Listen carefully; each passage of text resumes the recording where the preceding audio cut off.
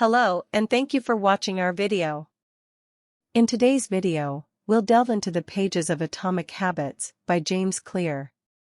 We will read chapter 1 of this book today, so grab your favorite cozy blanket and a cup of tea and join me in getting lost in the world of Atomic Habits. Part 4.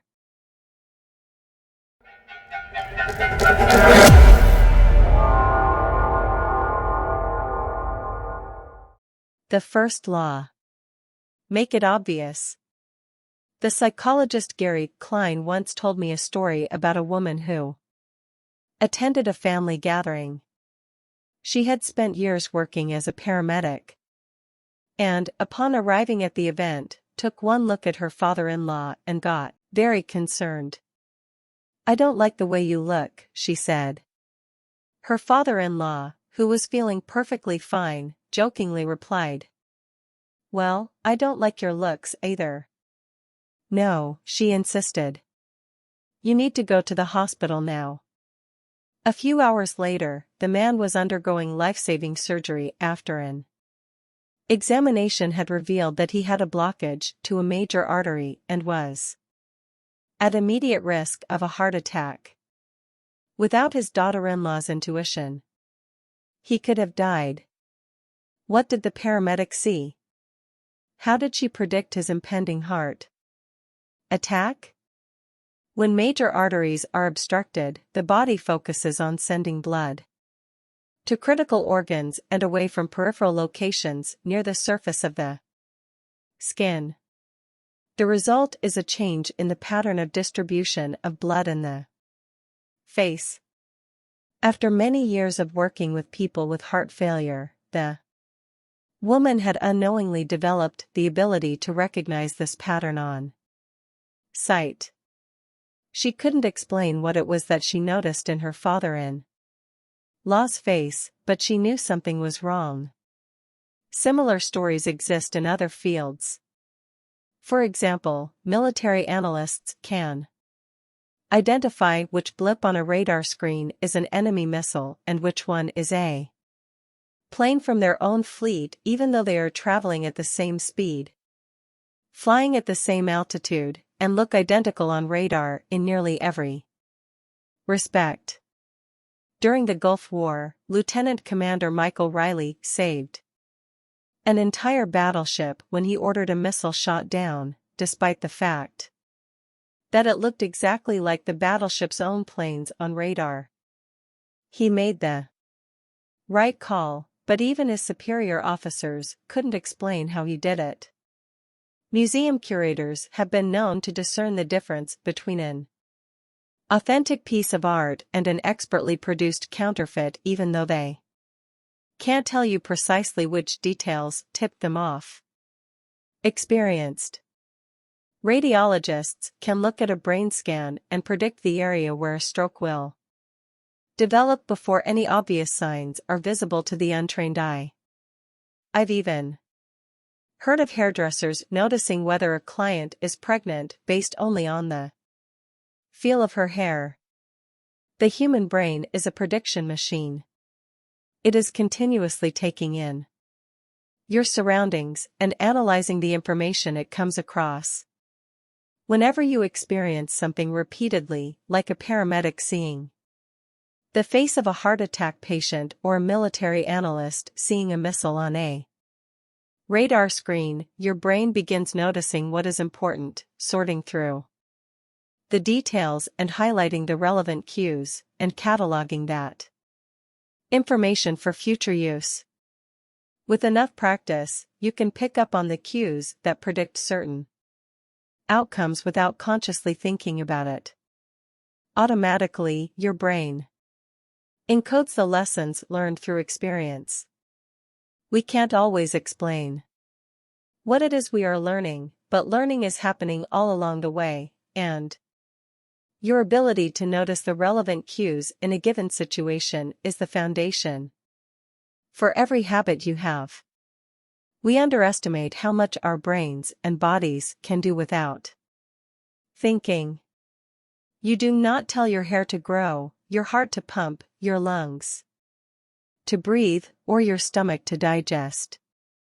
And yet your body handles all this and more on autopilot. You are much more than your conscious self. Consider hunger.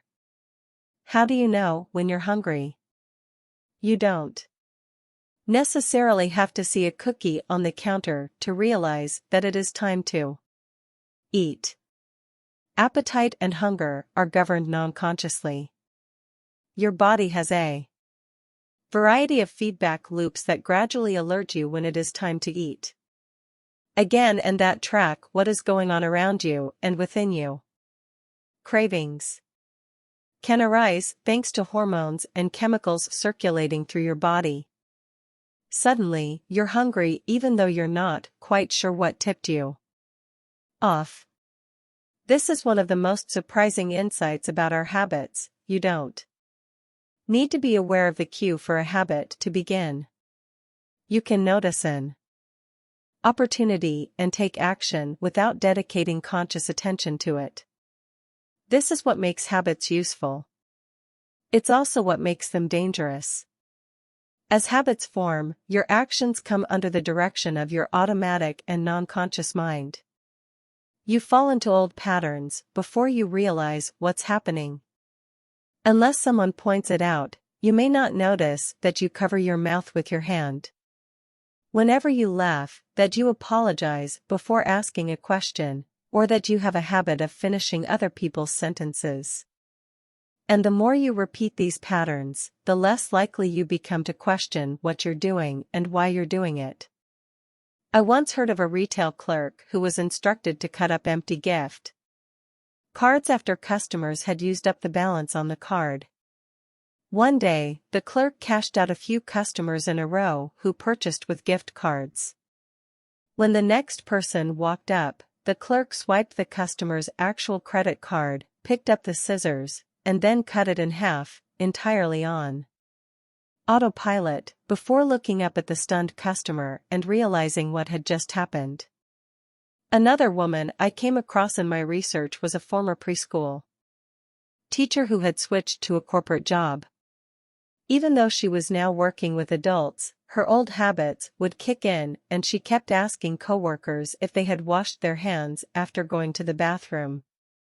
I also found the story of a man who had spent years working as a lifeguard and would occasionally yell "walk" whenever he saw a child running. Over time, the cues that spark our habits become so common that they are essentially invisible: the treats on the kitchen counter, the remote control next to the couch, the phone in our pocket. Our responses to these cues are so deeply encoded that it may feel like the urge to act comes from nowhere. For this reason, we must begin the process of behavior change with awareness. Before we can effectively build new habits, we need to get a handle on our current ones.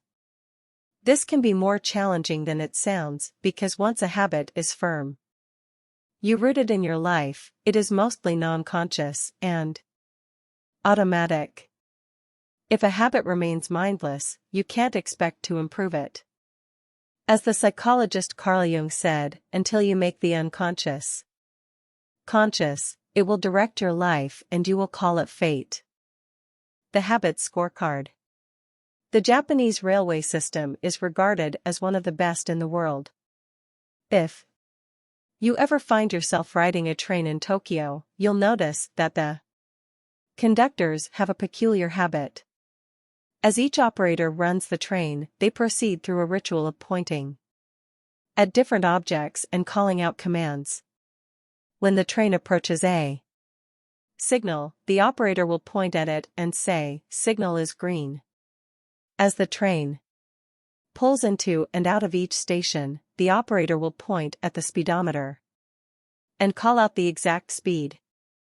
When it's time to leave, the operator will point at the timetable and state the time. Out on the platform, other employees are performing similar actions. Before each train departs, staff members will point along the edge of the platform and declare, "All clear." Every detail is identified, pointed at, and named aloud, asterisk. This process, known as pointing and calling, is a safety system. designed to reduce mistakes. It seems silly, but it works incredibly well. Pointing and calling reduces errors by up to 85% and cuts accidents by 30%. The MTA subway system in New York City adopted a modified version that is point-only, and within 2 years of implementation, incidents of incorrectly berthed subways fell 57%. Pointing and calling is so effective because it raises the level of awareness from a non-conscious habit to a more conscious level. Because the train operators must use their eyes, hands, mouth, and ears, they are more likely to notice problems before something goes wrong. My wife does something similar. Whenever we are preparing to walk out the door for a trip, she verbally calls out the most essential items in her packing list. I've got my keys. I've got my wallet. I've got my glasses. I've got my husband. The more automatic a behavior becomes, the less likely we are to consciously think about it. And when we've done something 1,000 times before, we begin to overlook things. We assume that the next time will be just like the last.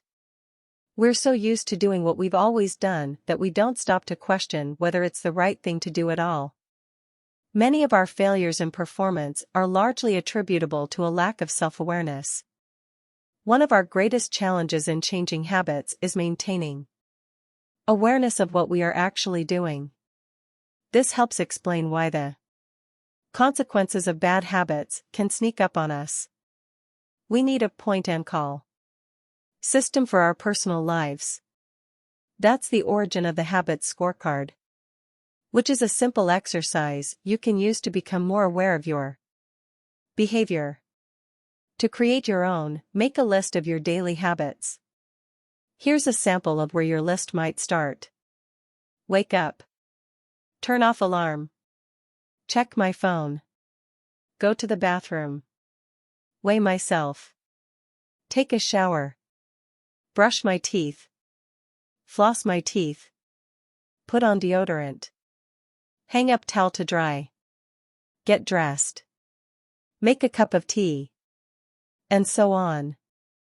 Once you have a full list, look at each behavior and ask yourself, is this a good habit, a bad habit, or a neutral habit? If it is a good habit, write plus next to it. If it is a bad habit, write. If it is a neutral habit, write equals. For example, the list above might look like this. Wake up equals. Turn off alarm equals. Check my phone. Go to the bathroom equals. Weigh myself plus. Take a shower plus. Brush my teeth plus. Floss my teeth plus. Put on deodorant plus. Hang up towel to dry equals. Get dressed equals. Make a cup of tea plus. The marks you give to a particular habit will depend on your situation and your goals. For someone who is trying to lose weight, eating a bagel with peanut butter every morning might be a bad habit. For someone who is trying to bulk up and add muscle, the same behavior might be a good habit. It all depends on what you're working toward. Scoring your habits can be a bit more complex for another reason as well. The labels good habit and bad habit are slightly inaccurate. There are no good habits or bad habits. There are only effective habits. That is, effective at solving problems. All habits serve you in some way, even the bad ones, which is why you repeat them. For this exercise, categorize your habits by how they will benefit you in the long run. Generally speaking, good habits will have net positive outcomes. Bad habits have net negative outcomes. Smoking a cigarette may reduce stress right now, that's how it's serving you, but it's not a healthy long-term behavior. If you're still having trouble determining how to rate a particular habit, here is a question I like to use. Does this behavior help me become the type of person I wish to be? Does this habit cast a vote for or against my desired identity? Habits that reinforce your desired identity are usually good. Habits that conflict with your desired identity are usually bad. As you create your habits scorecard, there is no need to change anything at first. The goal is to simply notice what is actually going on. Observe your thoughts and actions without judgment or internal criticism. Don't blame yourself for your faults. Don't praise yourself for your successes. If you eat a chocolate bar every morning, acknowledge it, almost as if you were watching someone else. Oh, how interesting that they would do such a thing. If you binge eat, simply notice that you are eating more calories than you should. If you waste time online, notice that you are spending your life in a way that you do not want to. The first step to changing bad habits is to be on the lookout for them. If you feel like you need extra help, then you can try pointing and calling in your own life. Say out loud the action that you are thinking of taking and what the outcome will be. If you want to cut back on your junk food habit but notice yourself grabbing another cookie, say out loud, "I'm about to eat this cookie, but I don't need it. Eating it will cause me to gain weight and hurt my health." Hearing your bad habits spoken aloud makes the consequences seem more real. It adds weight to the action rather than letting yourself mindlessly slip into an old routine. This approach is useful even if you're simply trying to remember a task on your to-do list. Just saying out loud, "Tomorrow, I need to go to the post office after lunch," increases the odds that you'll actually do it. You're getting yourself to acknowledge the need for action, and that can make all the difference. The process of behavior change always starts with awareness. Strategies like pointing and calling and the habit scorecard are focused on getting you to recognize your habits and acknowledge the cues that trigger them, which makes it possible to respond in a way that benefits you. That's it for Part 4 of Atomic Habits by James Clear. Here is a quick summary of the part. Chapter summary. With enough practice, your brain will pick up on the cues that predict certain outcomes without consciously thinking about it. Once our habits become automatic, we stop paying attention to what we are doing. The process of behavior change always starts with awareness. You need to be aware of your habits before you can change them. Pointing and calling raises your level of awareness from a non-conscious habit to a more conscious level by verbalizing your actions. The Habits Scorecard is a simple exercise you can use to become more aware of your behavior. We hope you enjoyed part of Atomic Habits, Chapter 4. View Chapter 5 of the book on our channel. To receive alerts when new videos are posted, remember to subscribe and enable the notification bell. Thank you for watching, and we hope to see you at the next one.